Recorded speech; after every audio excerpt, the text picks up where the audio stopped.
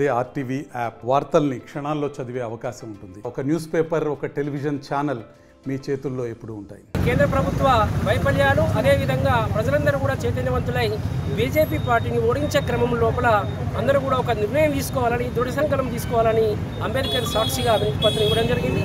మరి ఇప్పుడు మిత్రులారా, ప్రతి ఒక్కరు కూడా ఇప్పుడు ప్రజాస్వామ్యం నడుస్తలేదు ఇక్కడ ఈ భారతదేశం లోపల.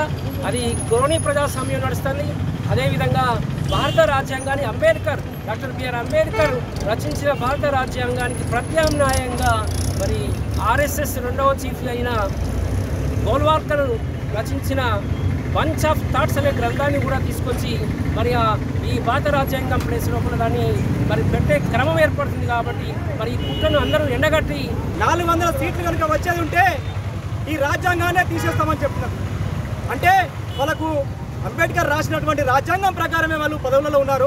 కానీ ఆ అంబేద్కర్ రాసిన రాజ్యాంగం తీసేస్తామంటున్నారు. ప్రజలారా, దీన్ని కాపాడుకోవాల్సిన బాధ్యత మీ పైన, మా పైన, అందరిపైన ఉన్నదని చెప్పి ఈ సందర్భంగా తెలియజేసుకుంటూ భారత రాజ్యాంగాన్ని కాపాడుకునేందుకు మీరంతా కలిసి రావాలని, ప్రజాస్వామ్యంలో వీళ్ళంతా మానవ విలువల్ని కాపాడుకునేందుకు ఈ బీజేపీ ప్రభుత్వాన్ని మళ్ళీ అధికారం రాకుండా చూడాల్సిన బాధ్యత మన అందరినీ ఉందని తెలియజేసుకుంటూ ప్రపంచ దేశాలే బాబాసాహెబ్ అంబేద్కర్ యొక్క జ్ఞానాన్ని, ఆయన ముందు చూపును గ్రహించి దేశాల యొక్క శాంతి భద్రత కాపాడేటువంటి ఐక్యరాజ్య సమితే బాబాసాహెబ్ పుట్టినటువంటి దినాన్ని విశ్వ విజ్ఞాన దివాస్గా యుఎన్ఓ ప్రకటించి ఆయన రాసిన రాజ్యాంగాన్ని ప్రపంచ దేశాలు కొనియాడుతుంటే మరి మీకు ఏమి ఇబ్బంది వస్తుందో చెప్పాలని చెప్పి భారత రాజ్యాంగం జోలికొస్తే రాజకీయంగా సమాధి చేస్తామని చెప్పి కూడా బీజేపీని మేము హెచ్చరిస్తున్నాం.